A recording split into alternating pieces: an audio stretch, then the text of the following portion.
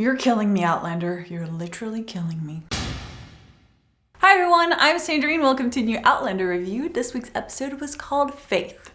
Let's talk about it. Starting with the present time at the beginning of the episode, Claire is in Boston in 1954 with her daughter. Her and Jamie's daughter that she was pregnant with when she came back to the present and to Frank. So it looks like she's been spending quite a few years living with Frank.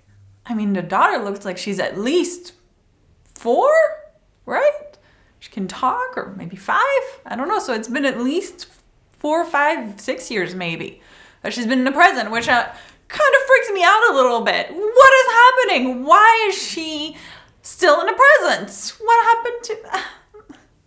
But those are the only clues we'll get about the present in this episode, which, by the way, totally didn't expect to see the present until later on this season. But yeah, they teased us again. It's like, remember Claire gets to the present at some point, in case you forgot. Oh wait, we're taking it away again. And then we move on to like the most heartbreaking episode of Outlander ever. You know, I knew this whole like happy-go-lucky, everything is going pretty well, couldn't last.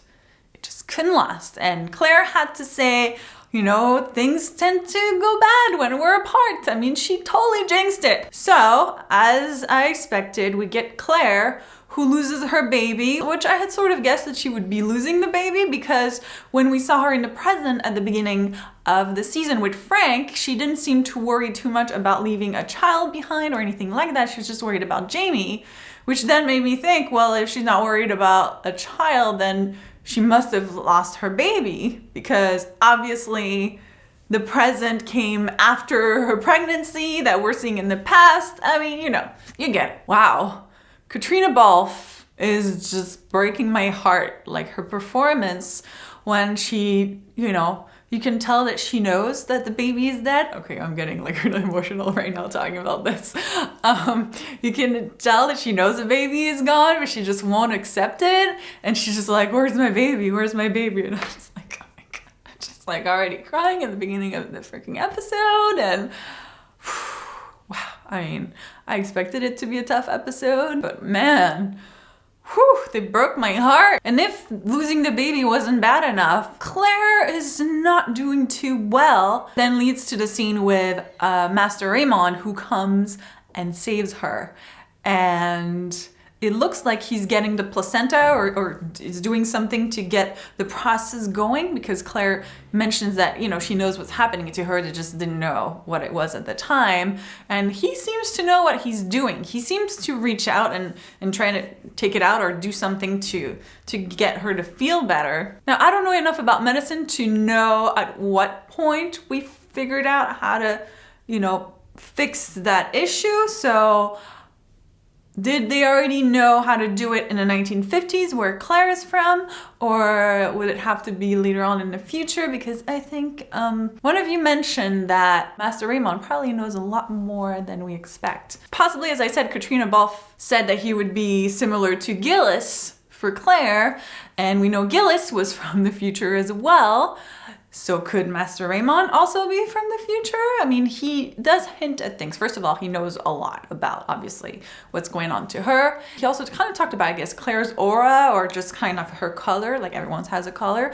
Hers is blue like his. So if they both have blue, does it mean that they both are time travelers? One thing's for sure, there's more to him than what we know. And so Claire, you know, survives and eventually goes back home, which we then, of course, find out about what happened to Fergus, which, by the way, last week, I was completely clueless about this. My brain didn't even go there when Fergus went into Blackjack's room. I mean, I understood that it was Blackjack's room or that he was there, but I just thought, oh, they're just showing us, like, he's just going in the room so we know that Blackjack is in the same place as Jamie.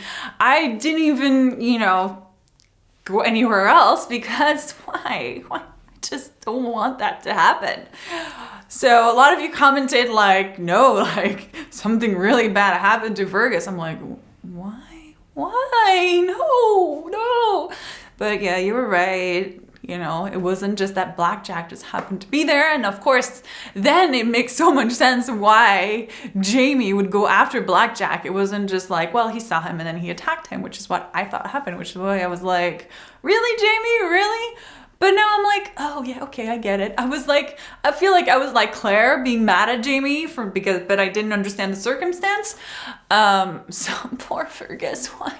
It's just, why? And then why did we have to see as much as we did? I mean, I really did. So Fergus is just, I want Jamie and Claire to adopt him, seriously, and take him with them to Scotland. So hope that happens. So of course now it puts everything, that Claire went through and, in perspective. She's ready to try and get Jamie out, but before she can do that, we get to the king.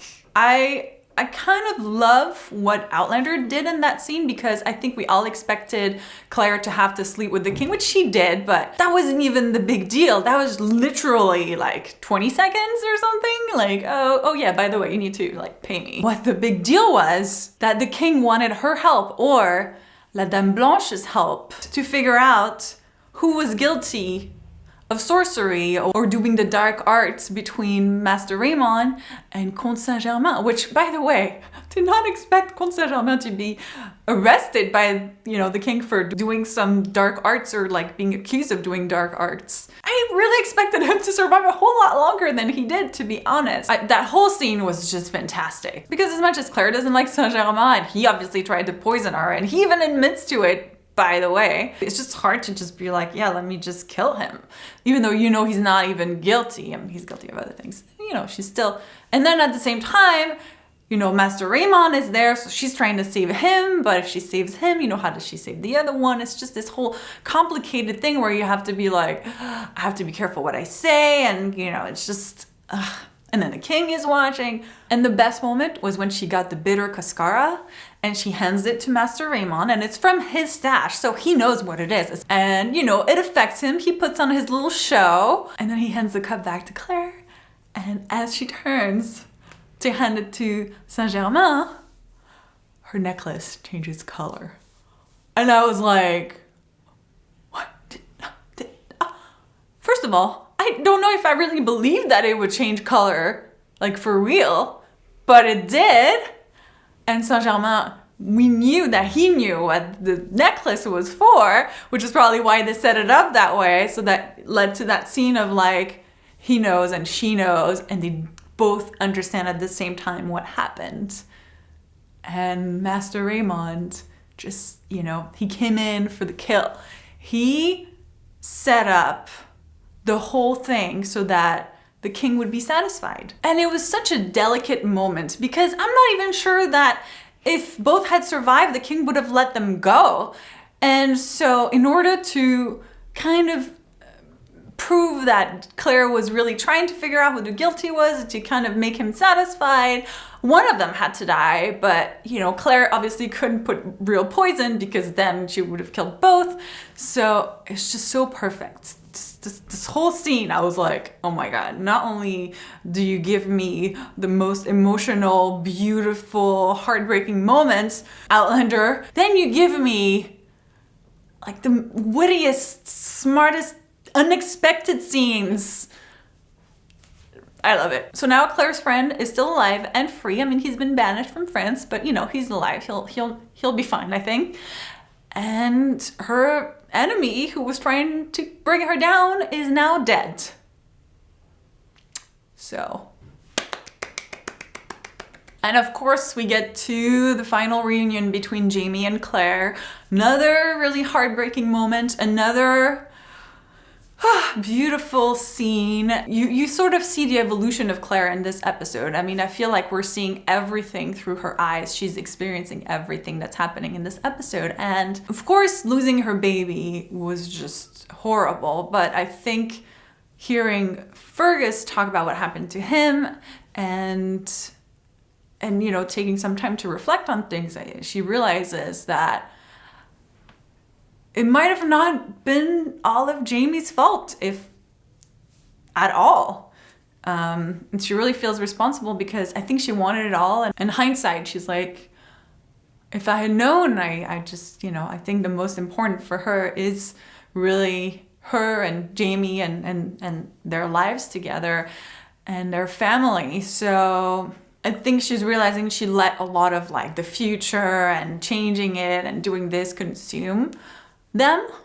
And I think she's kind of wants to move on and to something else. And of course she wants to go home to Scotland. Looks like next episode we're going back to Scotland, which pretty exciting. I'm guessing we'll be seeing a lot of familiar characters, which I've missed, you know, so I'm happy about that. I'm really looking forward to seeing Jamie and Claire move on to new and better things, hopefully for them. Probably not, because this is Outlander.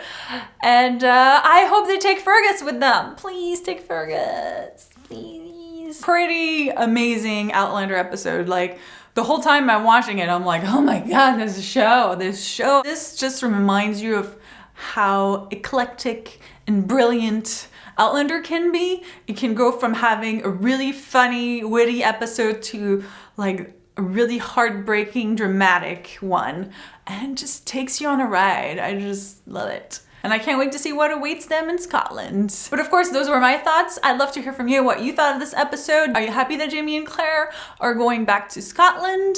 Do you think that Claire and Master Raymond are ever going to meet again? I'm hoping they will. Let me know in the comments. Don't forget to subscribe so you don't miss any of my Outlander reviews. Thank you guys so much for watching, and I'll see you soon. Bye. I really want Claire to meet Master Raymond again. Or at least I want to know more about him. I don't know. Let's bring him back at some point.